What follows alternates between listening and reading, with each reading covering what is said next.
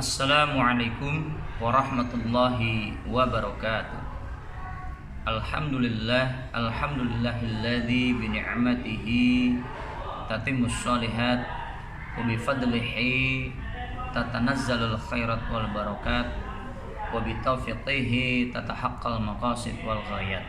Amma ba'd. Puji syukur kita panjatkan kehadirat Allah Subhanahu wa taala atas segala nikmat serta karunia yang diberikan selalu kepada kita semua. Terlebih nikmatul iman wa nikmatul Islam.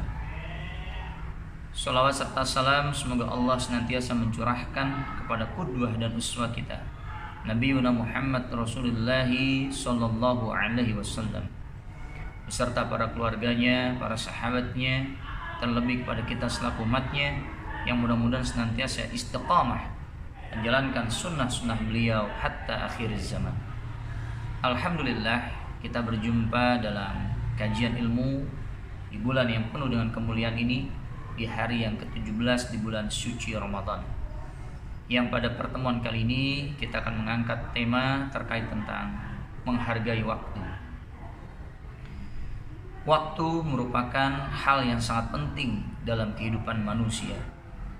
Waktu yang kita miliki terkadang tidak cukup untuk mengcover atau mewadahi aktivitas yang kita lakukan.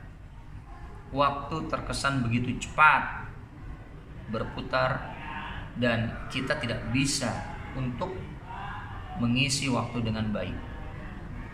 Hal itu bisa terjadi ketika kita tidak memanfaatkan waktu dengan sebaik-baiknya. Sesuai dengan firman Allah Subhanahu wa taala terkait tentang waktu dalam surat Al-Asr. A'udzu billahi minasyaitonir rajim. Wal 'asr. Innal insana lafi khusr. Illal ladzina amanu wa 'amilus sholihati wa tawassaw bil haqqi wa tawassaw bis sabr.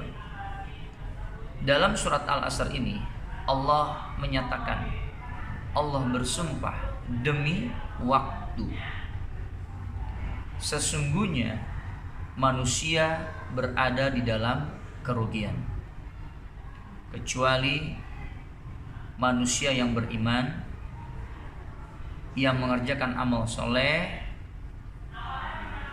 yang saling tolong menolong dalam hak dan juga kesabaran. Dari sini kita bisa sedikit menyimpulkan bahwa manusia senantiasa berada di dalam kerugian. Ketika apa? Ketika dia tidak bisa memanfaatkan waktunya dengan baik. Kita bisa ambil contoh. Ketika kita masih muda, banyak waktu yang kita gunakan untuk hal yang sia-sia. Menuntut ilmu dengan khusyuk kita abaikan. Berbakti kepada orang tua dengan tawadhu kita abaikan. Hal itu amat sangat berasa ketika kita sudah tidak lagi muda. Ilmu yang mesti kita miliki ternyata kita tidak mampu untuk menggapainya, dan kita pun kesulitan untuk meraih kesuksesan. Begitupun ketika orang tua kita telah tiada, tidak dapat lagi kita berbakti dengan sempurna kepada mereka. Ini contoh ketika kita tidak memanfaatkan waktu dengan sebaik-baiknya. Beradalah kita di dalam kerugian. Contoh lain, seorang pengusaha.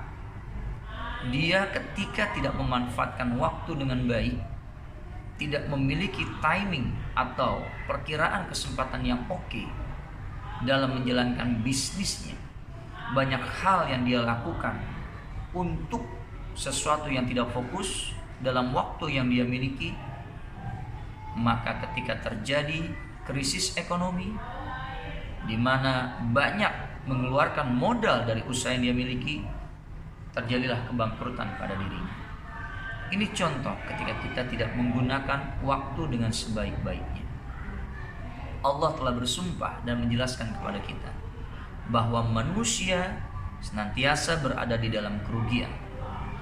yang tidak bisa memanfaatkan waktu dengan sebaik-baiknya. Namun Allah memberikan pengecualian. Siapa manusia yang tidak berada dalam kerugian? Yakni manusia yang senantiasa mengerjakan amal soleh. Illal ladzina amanu wa amilus solihat. Kecuali manusia yang beriman dan mengerjakan amal soleh. Sekali lagi lihat, keimanan kembali menjadi pondasi utama bagi kesuksesan manusia, hidup di dunia maupun hidup di akhirat.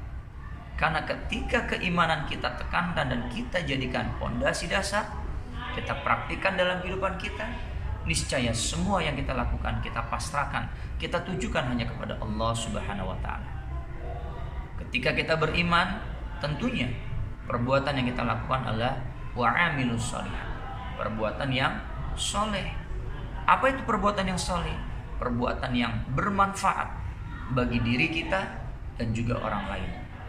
Perbuatan yang tidak sia-sia dan perbuatan yang tentunya mengundang ridho Allah Subhanahu wa Ta'ala. Perbuatan-perbuatan tersebut mesti kita hiasi, mesti kita jalankan di seluruh aspek kehidupan kita. Kita sesuaikan dengan kondisional posisi kita saat ini. Sebagai seorang guru, gunakanlah waktu sebaik-baiknya dengan merancang program pembelajaran, menganalisis kemampuan-kemampuan siswa, menciptakan media-media pembelajaran yang interaktif.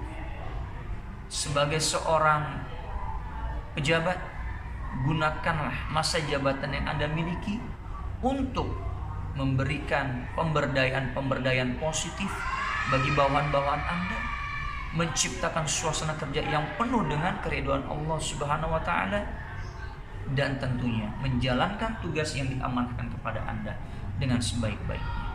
Ini contoh perbuatan-perbuatan yang sholihat. Perbuatan sholihat yang lainnya, kita sebagai muslim tentunya senantiasa beribadah yang Allah perintahkan kepada kita.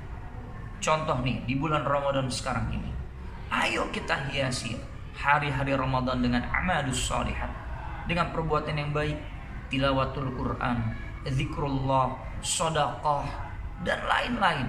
Sholat sunnah, qiyamul lail. Kita habiskan waktu-waktu Ramadan untuk hal-hal yang sangat bermanfaat.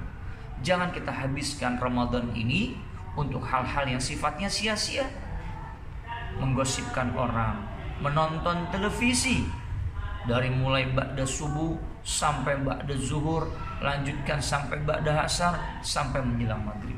Ini hal yang amat sia-sia. Puasa tidak menjadikan kita menjadi lemah. Puasa tidak menjadikan kita tidak produktif. Puasa justru menjadi pelecut semangat bagi kita untuk bisa lebih produktif, untuk bisa lebih berkualitas. Ini wa'amilus sholihat, wa tawassaw bil haq. Dan juga orang yang tidak merugi adalah yang saling tolong menolong dalam kebenaran. Ingat, kebenaran merupakan panglima. Kebenaran merupakan sesuatu yang pasti memperoleh kemenangan. Ketika sebuah kejahatan, ketika sebuah konspirasi, persekongkolan kejahatan dibungkus serapi apapun, dikelabui sebagus apapun agar tidak diketahui oleh orang lain, niscaya itu akan Allah bongkar dan kebenaran akan menemui jalannya. Ingatlah bagi kita, ingatlah bagi semua yang masih gemar melakukan tindak-tindak kecurangan, yang masih gemar melakukan tindak-tindak kejahatan, niscaya Allah tidak akan tinggal diam. Kejahatan dan kecurangan yang dilakukan pasti akan dikalahkan oleh kebenaran. Dan kita mesti bekerja sama, mesti tolong menolong untuk menegakkan kebenaran. Terkadang sulit kita untuk menegakkan sebuah kebenaran hanya seorang diri, apalagi kita berada di sebuah komunitas yang rentan, bahkan diliputi oleh kecurangan, diliputi oleh ketidakbenaran. Kita butuh kerjasama, kita butuh saling menguatkan untuk menegakkan kebenaran. Apapun kejahatan yang dilakukan akan kalah dengan kebenaran. Wa tawassaw bil haq, wa tawassaw bis sabr. Selain kita bersemangat, bersikukuh dan berkokoh menegakkan kebenaran, kita pun mesti saling tolong menolong dalam kesabaran. Innallaha ma'as-sabirin. Sesungguhnya Allah bersama orang-orang yang sabar. Apa itu sabar? Sabar adalah menerima atas sesuatu yang Allah berikan, baik itu keadaan, baik itu kondisi, baik itu materi ataupun hal lain yang terkadang kurang beruntung menurut kita, tapi kita tetap bersyukur kepada Allah Subhanahu wa taala. Tidak kita tampilkan rasa marah, tidak kita tampilkan sikap angkuh, tidak kita tampilkan sikap yang sangat-sangat antagonis ketika kita dalam kondisi yang sangat-sangat tertekan. Tetap kita yakin, tetap kita tawadu, tetap kita berserah diri kepada Allah Subhanahu wa taala. Itulah esensi dari kesabaran. Ingat, kesabaran yang kita lakukan bukan merupakan akhir. Kesabaran yang kita lakukan bukan menandakan kita ini kalah, bukan menandakan kita ini lemah, tapi kesabaran itu menandakan kita sedang menghimpun kekuatan untuk meraih. Nah, sebagai contoh saudara-saudara kita di Palestina, bagaimana mereka mendapatkan perlakuan yang sangat-sangat di luar batas kemanusiaan oleh penjajah terlaknat Israel. Insya Allah mereka sabar dengan kondisi yang mereka hadapi, tapi juga mereka menghimpun kekuatan untuk meraih kemerdekaan dari penjajah terlaknat Israel. Inilah terkait tentang pentingnya waktu yang Allah jabarkan di dalam surat Al-Asr. Ketika kita ingin menjadi orang-orang yang tidak merugi terkait tentang memanfaatkan waktu, marilah kita menjadi orang yang betul-betul beriman. Marilah kita betul-betul menjadi orang yang mengerjakan amal soleh. Dan marilah kita betul-betul saling tolong menolong dalam kebenaran. Dan marilah kita betul-betul saling tolong menolong dalam kesabaran. Salinglah kita mengingatkan ketika kita mendapatkan kesalahan, ketika kita melakukan kesalahan. Dan yang paling penting, al-waktu kasyif. Waktu itu bagaikan pedang. Jangan pernah kita sia-siakan waktu. Ketika kita sudah tergulung atau melewati waktu-waktu tersebut, tidak akan mungkin terulang kembali. Manfaatkanlah setiap detik, setiap menit, setiap jam, nafas dari hidup kita untuk hal-hal yang sangat baik, untuk hal-hal yang sangat positif. Jauhkanlah hal-hal yang negatif, hal yang menjadi sia-sia. Ingat, pernah disampaikan, jadilah manusia yang bermanfaat bagi orang lain. Tebarkanlah kebaikan, tebarkanlah manfaat selagi usia, selagi nikmat hidup masih kita rasakan hingga detik ini. Amat sangat beruntung bagi kita ketika kita kembali kepada Allah Subhanahu wa taala. Jasa baik kita masih dikenang oleh orang lain. Jasa baik kita masih dipergunakan dan dimanfaatkan oleh orang lain. Ini akan menjadi ladang sedekah jariyah bagi kita semua, akan menjadi pahala yang terus mengalir bagi kita semua. Oleh karena itu, marilah kita manfaatkan waktu dengan baik. Janganlah kita menjadi orang-orang yang merugi ketika kita tidak bisa memanfaatkan waktu dengan sebaik-baiknya. Ini saja yang bisa disampaikan. Kurang lebihnya mohon maaf. Yang sedikit ini mudah-mudahan bisa menjadi bermanfaat. Wal afu minkum. Assalamualaikum warahmatullahi wabarakatuh.